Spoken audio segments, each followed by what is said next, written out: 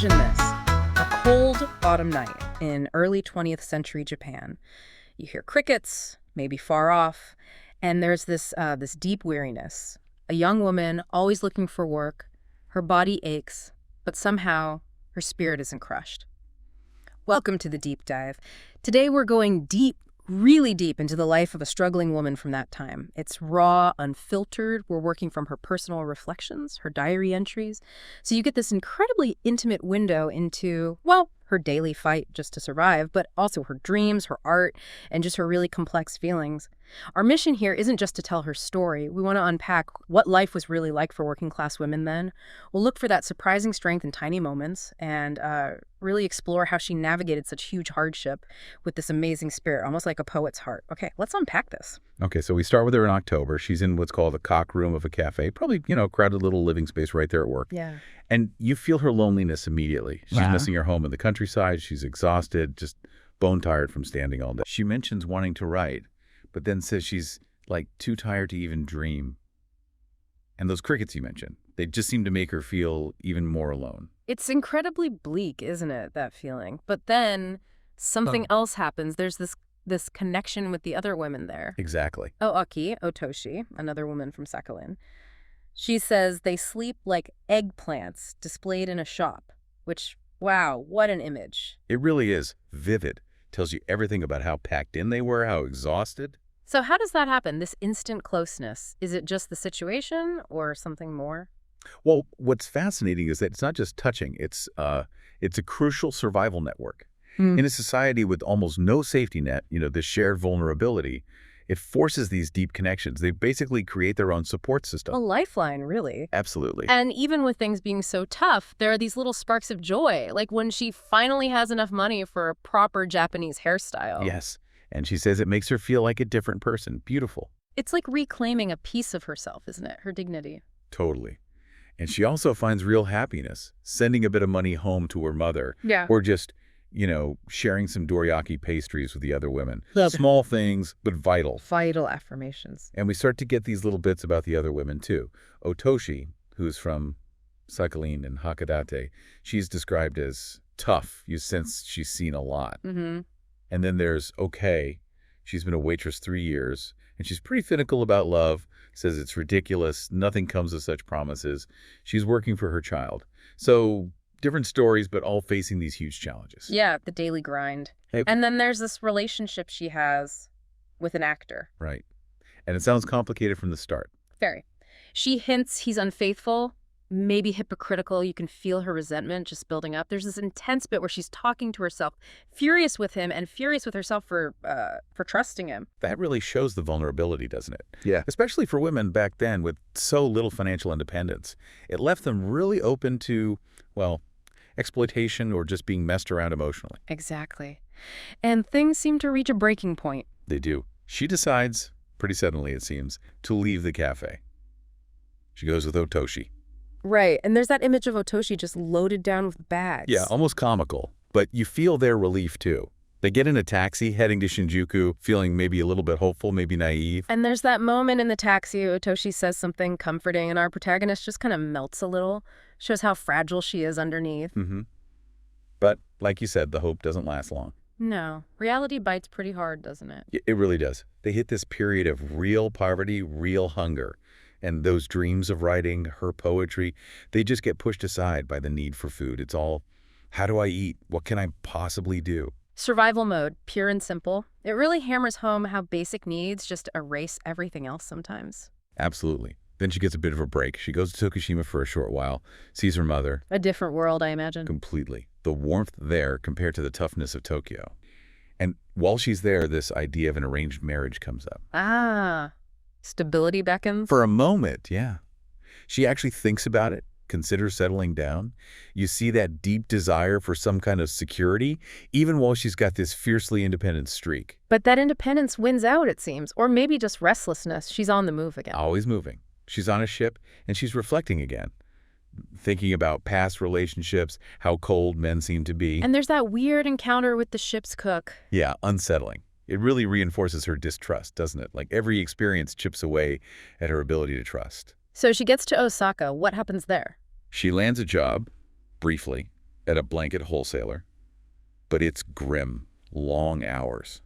She describes the other workers having sickly, pale faces. It sounds just draining, dehumanizing. Even if the boss's wife was okay. Yeah, the mistress was apparently kind, but she still feels totally out of place, alienated. And it's here she meets Matsuda-san. He's a printer. Ah, the kind printer. Right. He offers her money, comfort, and she's really conflicted about it. His attention, taking money, it's complicated for her. It's not just help, it's potentially another kind of dependency. Yeah, I can see that. But then a different kind of connection happens. She visits Kyoto. Yes. She sees her old school friend Onatsu, and their lives couldn't be more different. Oh, so? Onatsu's life is, quiet, settled, dutiful, while our protagonist is just drifting, constantly moving. Nomadic. Exactly. But they reconnect. There's this shared past, nostalgia. They eat it on together, walk around the city like lovers, she says. It's this moment of just simple, warm, human connection. Which must have meant so much, given how unstable everything else was for her. Absolutely. And it really brings up that question again, doesn't it? Freedom versus security. What does each really mean? Onatsu has the security, maybe.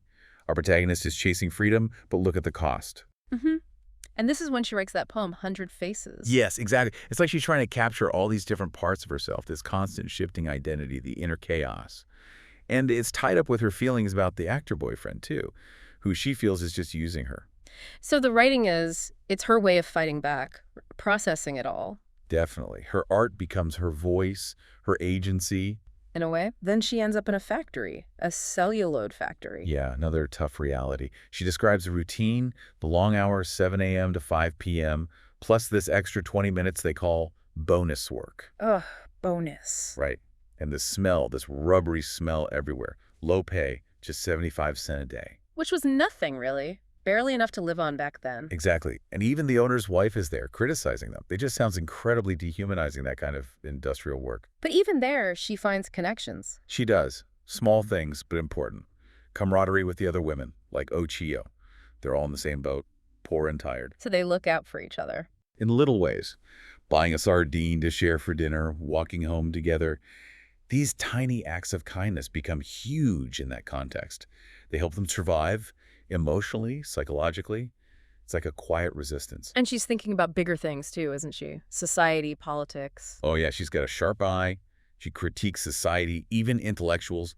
She basically asks, what's the point of talking about revolution if people don't even have food or a roof over their heads? That's powerful. It really shows the gap between big ideas and just daily survival. It really does. It makes those abstract ideas seem so distant when your reality is so immediate, so harsh. And then she gets that letter from her mother. The one asking for money because she's sick. Yeah, her mother has rheumatism, needs help, Hmm. and our protagonist just feels crushed by it, completely helpless. It drives home the reality of that poverty. Grand theories don't help when your mother is sick and needs money you don't have. Mm-hmm. And meanwhile, Matsuda-san, the printer, is still around, still offering help. Yes. And this leads to a real moment. She's torn, Her pride doesn't want charity, but she's desperate. So what happens? Well, here's where it gets really interesting. She initially turns him down, tries to hold on to that independence, but he persists. He even slices meat for her, this very specific, kind gesture. Wow. And eventually, Yeah. she accepts it. His kindness breaks through her defenses. It's a huge moment, acknowledging her need, maybe seeing kindness not just as charity, but as connection. Pride versus survival, and maybe realizing you don't have to face everything alone. Maybe so. It shows that human connection can sometimes cut through the purely transactional, even when things are really tough. Accepting that help is a big step for her. So what does she do then? She tries street vending next Yeah. in Asakusa, selling underwear. Right. That sounds optimistic in a way. She starts out that way. She says, naked, I will work hard. Mm-hmm. Really determined. But sales are slow. It's hard graft. Mm-hmm. Her mother comes to visit, which is nice. They share a meal. Mm-hmm. But the money problems are still there, constantly. She keeps trying, though, looking for other work. Oh, yeah. She goes to the Italian embassy looking for something. Then this job agency basically tells her she doesn't look right for secretarial work. It sounds quite dismissive. Ouch. But then there's a glimmer of hope, a chance to become a bus conductor. A bus conductor. Yeah, and the pay was supposedly 70 yen a month, which for her would have been a fortune. Real stability, potentially. Did she get it? The source doesn't say explicitly if she got that specific job, but it represents the kind of opportunity she was desperately seeking. Soon after, she finds a place to live in Sendagi with a friend, Toki-chan. How did they manage that? They pawned a ring. And they set up this little room, a tea table, a hibachi. She lists everything they bought very carefully, working within this tiny budget of 13 yen, trying to make a home. Making a haven, but it doesn't last, does it? The thing with Toki-chan? No, it's heartbreaking. Toki-chan leaves. She writes a letter explaining she's going to become the mistress of an older man. For money, for security. Oh, wow. How did our protagonist react? She's devastated, angry, crying. It just shows the impossible choices these women faced. Survival sometimes meant these deeply compromising decisions. Yeah. But right around the same time, almost as a counterpoint, she gets 23 yen for a fairy tale she wrote. Ah, a success. A small one, yes, but significant. It's money she earned through her own talent, her own words. A different kind of hope, maybe a more authentic one for her. Tied to her creativity. That feels important. It really does. It reinforces that her spirit, her creative drive, is still alive despite everything. And then, true to form, she's on the move again. Why this time? Back to Onomichi. Her hometown, or at least her traveling hometown as she calls it. She takes the train. What's it like going back after 6 years? Emotional. She remembers her family's money troubles there. She sees the dirty little town, the lanterns of the geisha houses.